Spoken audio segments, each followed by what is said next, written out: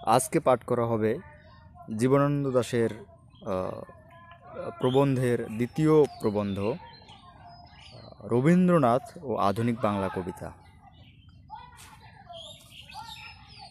৮১ বৎসরে রবীন্দ্রনাথের মহাপ্রয়াণ হলো। রবীন্দ্র সত্তার সঙ্গে বাংলাদেশের প্রকৃতি ও বাঙালি জাতি কোনো চিরায়ুষ্মান শরীরে তার মন আত্মার মতো যেরকম মিশে রয়েছে, অন্য কোনো একজন ব্যক্তি বিশেষের সঙ্গে তাদের সেরকম মিলন কোনো দিনও হয়নি। রবীন্দ্রনাথের ব্যক্তিত্ব ও তার প্রতিভার বিচিত্র দানের কথা অনেক দিন থেকে আমাদের দেশ ও সমস্ত পৃথিবীতে আলোচিত হয়ে আসছে, কিন্তু আমার মনে হয় আমরা এখনও রবীন্দ্রনাথের আনুপূর্বিক ভাস্বরতার এত বেশি নিকটে যে ইতিহাসের যে স্থির পরিপ্রেক্ষিতের দরকার একজন মহাকবিকে ও মহামানবকে পরিষ্কারভাবে গ্রহণ করতে হলে আমাদের আয়ত্তে তা নেই। তৎসত্ত্বেও আমরা অনুভব করি রবীন্দ্রনাথ আমাদের ভাষা, সাহিত্য, জীবন দর্শন ও সময়ের ভিতর দিয়ে সময়ান্তরের গরিমার দিকে অগ্রসর হবার পথ যেরকম নিরঙ্কুশভাবে গঠন করে গেছেন, পৃথিবীর আদিকালের মহাকবি ও মহাসুধীরাই তা পারতেন। ইদানিং বহু যুগ ধরে পৃথিবীর কোনো দেশই এরকম লোকোত্তর পুরুষকে ধারণ করেনি। আধুনিক বাংলা কবিতা ও রবীন্দ্রনাথ সম্পর্কে আমি আমার মতামত ব্যক্ত করতে অনুরুদ্ধ হয়েছি। এ সম্বন্ধে অবশ্য অনেক কথা বলবার ছিল, কিন্তু আজ এই বিশেষ দিনে এ সম্পর্কে দু একটি কথা ছাড়া আমি অতিরিক্ত বাক বিস্তার করতে যাব না। রবীন্দ্রনাথ ও তৎপরবর্তী আধুনিক বাংলা কাব্যের থেকে কবিতা বা কবিতার পংক্তি বিশেষ উদ্ধৃত করে এ প্রবন্ধ স্ফীত করবার চেষ্টাও আমি করব না। সকল দেশেই সাহিত্যের দেখা যায় একজন শ্রেষ্ঠতম কবির কাব্যে তার যুগ এমন মানবীয় পূর্ণতায় প্রতিফলিত হয় যে সেই যুগের ইতস্তত বিক্ষিপ্ত পথে যেসব কবি নিজেদের ব্যক্ত করতে চান ভাবে বা ভাষায়, কবিতার ইঙ্গিতে বা নিহিত অর্থে, সেই মহাকবিকে এড়িয়ে যাওয়া তাদের পক্ষে দুঃসাধ্য হয়ে দাঁড়ায়। অবশ্য এড়িয়ে যাওয়াটাই আসল কথা নয়। অর্থহীন অসন্তোষে বা দুর্বল বিদ্রোহের অভিমানে আমি আমার পূর্ববর্তী বড় কবিকে ডিঙিয়ে গেলাম অকাব্যের জঞ্জালের ভিতর। সাহিত্যের ইতিহাসে এরকম আন্দোলনের কোনো স্থান নেই। রবীন্দ্রনাথের সমসাময়িক দেবেন্দ্রনাথ সেন প্রভৃতি দু একজন কবির ভিতরে আমরা অরাবেন্দ্রিক সুর পাই বটে, কিন্তু দেবেন্দ্রনাথ আধুনিকতার প্রবর্তক নন। তিনি রবীন্দ্র পূর্ববর্তীও নন। তার কবিতায় আমরা অতীত বাংলা কাব্যের দু একটা বিশিষ্ট লক্ষণের উৎকর্ষ দেখতে পাই। এর চেয়ে বেশি কিছু পাই বলে মনে হয় না। আমরা মনস্বী অগ্রজের বিরুদ্ধে বিদ্রোহ করব, এরকম একটা পরামর্শ এটি নতুন কবিরা পৃথিবীতে জন্মগ্রহণ করেন না। প্রত্যেক বিশিষ্ট কবি তার যুগ ও সমাজ সম্বন্ধে সচেতন থেকে ভাবনা প্রতিভার আশ্রয়ে যখন কবিতা লিখতে যান, তখন তার কবিতায় আঙ্গিক ও ভাষা বিচিত্রভাবে সৃষ্ট হয় এমন একটা অপরূপ সঙ্গতি পায় যা তার কবিতাই সম্ভব, অন্য কারো কবিতায় নয়। আজকাল বাংলাদেশে যাকে আধুনিক কবিতা বলা হয় তার জন্মের ইতিহাস সম্বন্ধে যদি উপরের কথাটি প্রয়োগ করতে পারি তবেই তা সার্থক। উদয়ের আগে রবীন্দ্রকাব্যের আওতায় থেকে বেরিয়ে পড়বার দু একটা প্রয়াস দেখা গিয়েছিল। সেই ইতিহাসের সবচেয়ে উল্লেখযোগ্য কবি হচ্ছেন সত্যেন্দ্রনাথ দত্ত, কিন্তু সত্যেন্দ্রনাথ দত্ত তার কবিতায় আঙ্গিকের অনুশীলনের জন্যই বিখ্যাত। তিনি মহৎ কবির নয়, সুকবির, শব্দ ও ছন্দকেই ভালোবেসে গেছেন। তার কবিতায় মনন ধর্মের অভাব অত্যন্ত শোকাবহভাবে আমাদের আঘাত করে, কিন্তু আঙ্গিকের দিকেও সত্যেন্দ্রনাথ রবীন্দ্রনাথকে অতিক্রম করে যেতে পেরেছেন বলে মনে হয় না। বাংলা ভাষায় যুক্ত অক্ষরের পূর্ণ স্বরকে যে আমরা গুরু বা দুমাত্রায় উচ্চারণ করি, রবীন্দ্রনাথ এর কবিতার ছন্দেই তার প্রথম পরিষ্কার নমুনা দেখতে পাওয়া যায়। সত্যেন্দ্রনাথের আবির্ভাবের অনেক আগে সত্যেন্দ্রনাথ এই প্রবর্তনাকে প্রয়োগ করে গেছেন তার নানা ছন্দে। রবীন্দ্রোত্তর প্রকৃত আধুনিক কবিতার অভ্যুত্থান হয়েছে সত্যেন্দ্রনাথের মৃত্যুর পরে। এ কবিতা আধুনিক কি না, এ কবিতা কি না, এ কাব্যে কোনো সক্রিয়তা আছে কি না, এ কবিতার বক্তব্য কি, আধুনিক কবিদের বারবার এই সব প্রশ্নের সম্মুখীন হতে হয়েছে। রবীন্দ্র কাব্যে রয়েছে একটি বিস্তৃত যুগের প্রাণ পরিসর এবং এমন অনেক কিছু যা সময়াতীত, কিন্তু রবীন্দ্রনাথের সেই সময়োত্তর কবিতাগুলোকে এবং সম্পূর্ণ বিভিন্ন কারণে তার গতিশুদ্ধ প্রখর জাগ্রত মনের প্রবন্ধগুলোকে যদি বাদ দেই, তাহলে দেখতে পাই যে তার প্রকৃত কাব্যলোকে সমাজ ও ইতিহাস চেতনা একটা নির্ধারিত সীমায় এসে তারপর মন্থর হয়ে গেছে। আধুনিকের কবিতা সেই কিনারায় থেকে সূত্র তুলে নিয়ে যে ধরনের সমাজ ও ঐতিহ্যবোধের আশ্রয় গ্রহণ করেছে তার পরিচয় রবীন্দ্র কাব্যে পাওয়া যায় না বললে উক্তি অসঙ্গত হবে। কারণ রবীন্দ্র কাব্য বিরাট সমুদ্রের মতো, কিন্তু তার শেষ জীবনের কবিতায়ও পুনশ্চ রোগশয্যায় আরোগ্য প্রভৃতি কাব্যগ্রন্থেও এই জিনিস রবীন্দ্র কাব্যের প্রধান স্মরণীয় বিষয় নয় বলে কবি এর দিকে সম্পূর্ণ মনক্ষেপ করতে উদাসীন এবং এর প্রকাশ তার কাব্যে রবীন্দ্র প্রতিভার স্বাক্ষর থেকে বঞ্চিত। এইখানেই কোনো কোনো আধুনিকের দৃষ্টিভঙ্গির সঙ্গে রবীন্দ্রনাথের অমিল। দৃষ্টিভঙ্গির এই ব্যতিরেকী গতির জন্য আধুনিক বাংলা কবিতার চিন্তা ও ভাষা রবীন্দ্রনাথ কাব্যের থেকে পৃথক পৃথক পথে চলতে শুরু করেছে, এইটুকু মাত্র বলতে পারা যায়।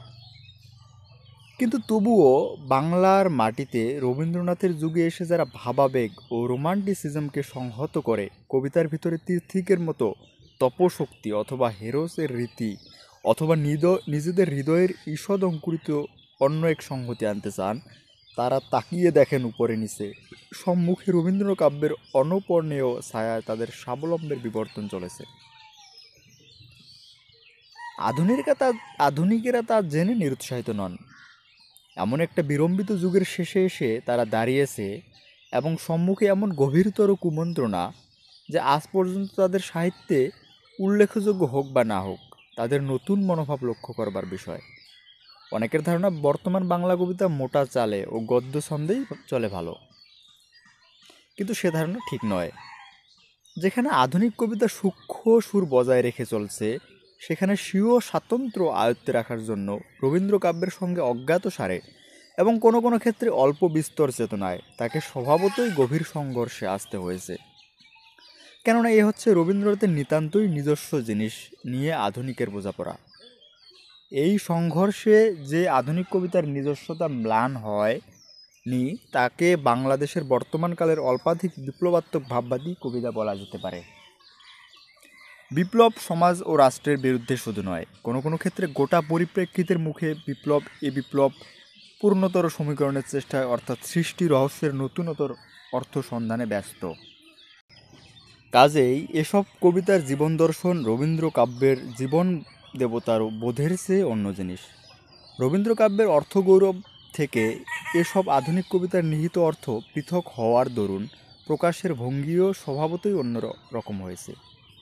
কিন্তু বর্তমান কোনো কোনো কবির পক্ষে এই ধরনের সার্থক কবিতা লেখার প্রধান অন্তরায় হচ্ছে এই যে গত মহাযুদ্ধে পর্যন্ত ইংরেজি কবিতার বিরাট ট্র্যাডিশন ও আমাদের দেশে স্বয়ং রবীন্দ্রের সৃষ্টি রহস্য উৎসারিত বড় কাব্যের পরে নতুনতর বিজ্ঞানের সাহায্য নিয়েও বিশ্বরহস্য সম্বন্ধে নতুন দায়িত্বপূর্ণ মহোদুক্তি করবার মতো ভাবনা প্রতিভার একান্তই অভাব স্বদেশের ও বিদেশের আধুনিকদের মধ্যে। বিদেশের আধুনিকেরা এখন সকলেই প্রায় প্রচেষ্টায় ও অচেষ্টায় লোকায়ত, আমরাও তাদেরই মতন। আমার মনে হয় বাংলাদেশে আধুনিককালে দু একটি কবির মুষ্টিমেয় কবিতার মাত্র কাব্যে বিশ্ববোধ সম্পর্কিত এই দিকটা কিছু পরিমাণে সফল হয়েছে। আমাদের দেশে যেসব নতুন কবি দিব্যানুভূতিকে ঘৃণা করেন এবং স্থূল ও চিক্কণ সুর মিশিয়ে কবিতা লেখেন পদ্য বা গদ্য ছন্দে, তাদের কবিতা প্রধানত শ্লেষাত্মক এবং বর্তমানকালে সমগ্র পৃথিবীর সমাজ ব্যবস্থায় অন্যায় ও অত্যাচারের মুখোশ বার করে ফেলবার জন্য প্রযুক্ত। রবীন্দ্রনাথও তাই চান, কিন্তু নিজের উদ্দেশ্যে ব্যক্ত করেন প্রায়শই বিশুদ্ধ কাব্যের আবেগে। কিন্তু এদের মনোবৃত্তি রবীন্দ্রনাথের চেয়ে এই জন্যই বিভিন্ন যে এরা সাহিত্য কল্পনা প্রতিভার দাবি সম্পূর্ণভাবে উপেক্ষা করে অকাতরভাবে মননজীবী এবং কবিতায় বিশুদ্ধ রসের কোনো রকম অবতারণার বিরোধী। আধুনিক বাংলা কবিতায় এই সব কবি পদ্যছন্দ অথবা গদ্যছন্দ অবলম্বন করে চলেছেন এবং বর্তমান সমাজ ও সভ্যতার সব বাহনের কাজ চলছে এদের কবিতায়। কিন্তু এসব লেখায় কোনো নতুন আশা ও দীপ্তির পরিচয় পাওয়া গেলে এ হীন আধুনিক বাংলা কবিতার উপকার হতো। সে পরিচয় তাদের আঙ্গিকে সঞ্চারিত হলে পদ্য বা গদ্য শরীরেও কবিতার জন্ম হতো আশা করা যায়।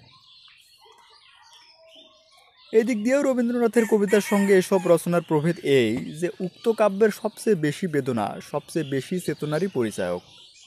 সমাজের বা ইতিহাসের চেতনার নাম করে এবং কখনো অবচেতনাকে আশ্রয় করে কখনো বা তাকে ব্যঙ্গ করে, তা পরিণামে ত্রিশঙ্কু হয়ে ঝুলে থাকে না। কেউ কেউ বলবেন কালের মুকুর হিসেবে সাহিত্যকে মেনে নিলে এই বিচ্ছিন্ন যুগে শুদ্ধ কবিতার কোনো মানে হয় না। কিন্তু সাহিত্যকে যদি যুগের দর্পণ হিসেবেই শুধু স্বীকার করে নেওয়া যায়, একটা ক্ষয়িষ্ণু যুগের নির্মম দর্পণ হয়েও সংবাদিকী ও প্রচারমর্মী রচনার সঙ্গে কবিতার পার্থক্য এই যে প্রথমোক্ত জিনিসগুলোর ভিতর অভিজ্ঞতা বিশোধিত ভাবনা প্রতিভার মুক্তি, শুদ্ধি ও সংহতি কিছুই নেই, কবিতায় তা আছে। আধুনিক বাংলা কবিতার উল্লেখযোগ্য দিকটার অভ্যুত্থান হলো নতুন সময় তার নতুন দায়িত্ব নিয়ে এসেছে বলে। মধুসূদন যেমন বিদেশি সাহিত্যিকদের কাছে যথেষ্ট পরিমাণে ঋণী, রবীন্দ্র বঙ্কিমও তাদের কাছে অল্পাধিক গিয়েছিলেন, বর্তমান কবিদেরও অল্প বিস্তর পরস্পর নিষক্ত বিশেষ বিশেষ গোষ্ঠী তেমনই বোদেলেয়র ও ফরাসি প্রতীকী কবিদের থেকে শুরু করে ইটস, এলিয়েট ও পাউন্ডসের কাছে গেলেন খানিকটা হৃদয়ের সাহচর্য ও কিছুটা অভিনবত্বের গরিমা সেসব জায়গায় খুঁজে পেয়েছেন বলে। রবীন্দ্রনাথের কবিতায় চর্চা আধুনিক বাঙালি কবির তেমন মন জোগাত না। অন্তত যারা আধুনিক বিশিষ্ট বাঙালি কবি রবীন্দ্রনাথকে তারা বিস্পষ্ট সম্ভ্রমে প্রণাম জানিয়ে মালার্মে ও পল ভার্লেন, রসার ও ইয়েটস ও এলিয়েটসের সদর্থক বা নংস্থক মনন বিচিত্র তার কাছে গিয়ে দাঁড়ালেন।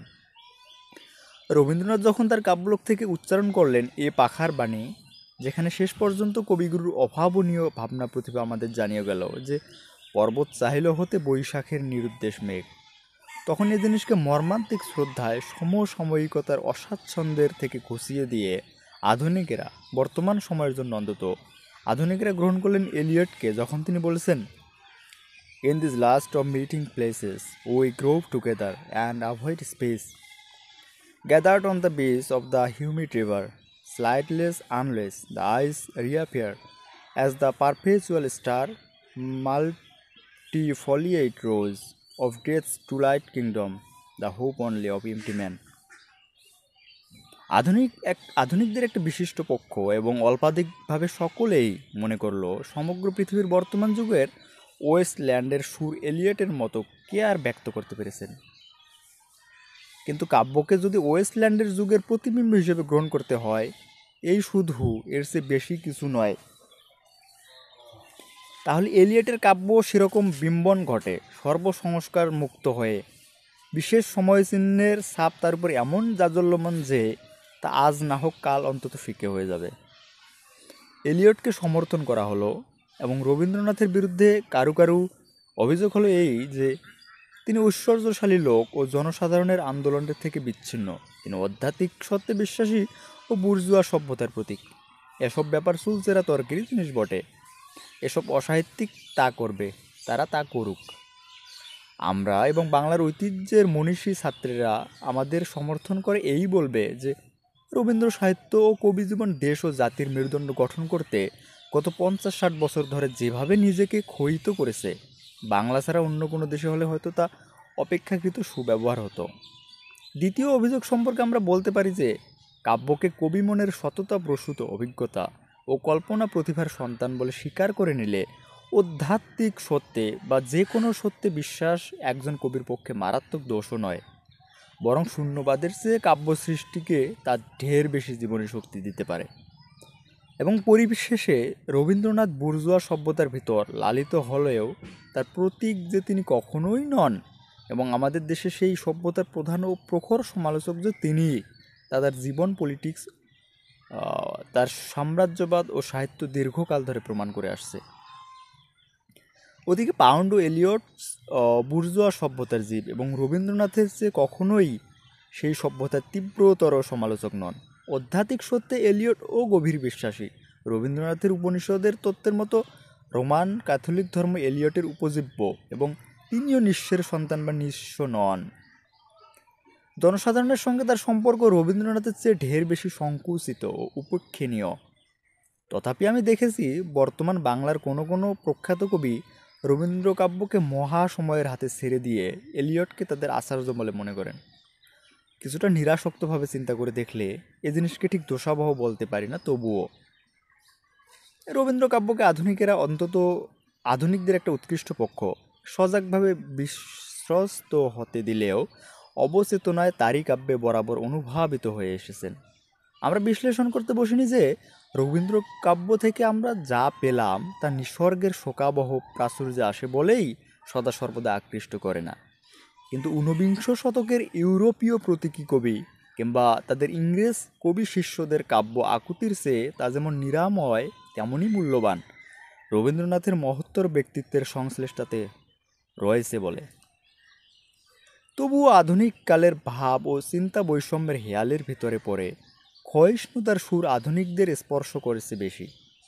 দু একজন কবির কিছু কিছু কবিতা ছাড়া আধুনিক বাংলা কবিতায় ভঙ্গুরতার ছাপ এমন দেদীপ্যমান যে মুহূর্তের জন্যেও রবীন্দ্রনাথের যে কোনো কবিতা বা গানের সংস্পর্শে এলে মনে হয় তার সঙ্গে আধুনিকদের আদর্শগত বিসদৃশ্যতা কি ভয়াবহভাবে চমৎকার। আমাদের দিক থেকে এই বিষমানুপাতিক গতির প্রয়োজন ছিল বললেই চলবে না। বর্তমান সমাজ ও ইতিহাসের দিক দিয়ে এ বিষমতা দূরতিক্রম্য হয়ে উঠেছে। কোনো মৃদুকম্পিত আধুনিকতা এড়াতে পেরেছেন বলে মনে হয় না। কিন্তু সমাজ ও ইতিহাস ক্ষয়িষ্ণুতার দোষে দুষ্ট হলেও কবিতা ও সাহিত্য তার ভিতরে লালিত হয়েও তাকে যদি প্রয়োগ প্রতিভার শেষ বৈচিত্র্য কোনো না কোনো একরকম সঞ্চার ইঙ্গিতের দিব্যতা না দিতে পারে, তাহলে তা শ্লেষ বা ধ্বংস বা গঠনাত্মক গুরুতর প্রবন্ধ বা প্রচারপত্র হতে পারে, কিন্তু তাকে কাব্য সৃষ্টি বলা যেতে পারে না। আমাদের দেশে আজকাল অনেক কবির কবিতাই প্রচার পত্রিকায় পর্যবসিত হয়েছে। অন্যপক্ষে রবীন্দ্রনাথ তার শেষ জীবনে এই ক্ষয়িষ্ণুতার যুগ ও সুরকে অন্তর্গ্রন্থিত করে কাব্য রচনা করে গেছেন। অবশ্য আমি আধুনিকদের সব কবিতাকেই ভঙ্গুর বা প্রচার বিষয় বলছি না। আমাদের দেশেও রবীন্দ্র পরবর্তীদের ভিতরে এইসব নির্মাণ ও সৃষ্টির দ্বন্দ্বের ভিতর থেকে বার হয়ে আসছে সার্থক প্রায় কবিতা, দু চারটে সফল কবিতা। তাহলে এই কথা বাস্তবিকই বলা যেতে পারে যে রবীন্দ্রনাথের কাছ থেকে সাহায্য ইঙ্গিত পেয়ে আজ যে আধুনিক কাব্যের ঈষৎ সূত্রপাত হয়েছে তার পরিণাম বাংলা সাহিত্য ও রবীন্দ্রনাথের ভিত্তি ভেঙে ফেলে কোনো সম্পূর্ণ অভিনব জায়গায় গিয়ে দাঁড়াবে। সাহিত্যের ইতিহাসে এরকম অজ্ঞাত কুলশীল জিনিস নয়। ইংরেজ কবিরা যেমন যুগে যুগে ঘুরে ঘুরে শেক্সপিয়রের কেন্দ্রিকতার থেকে সঞ্চারিত হয়ে বৃত্ত রচনা করে ব্যপ্ত হয়ে চলেছেন, আমাদের কবিরাও রবীন্দ্রনাথকে পরিক্রমা করে তাই করবেন। এই ধারণা প্রত্যেক যুগসন্ধির মুখে নিতান্তই বিচার সাপেক্ষ বলে বোধ হলেও অনেক কাল পর্যন্ত অমূলক বা অসঙ্গত বলে প্রমাণিত হবে না, এই আমার মনে হয়। 1338 ব্রজমোহন কলেজ পত্রিকা, 1348 জীবনানন্দ স্মৃতি।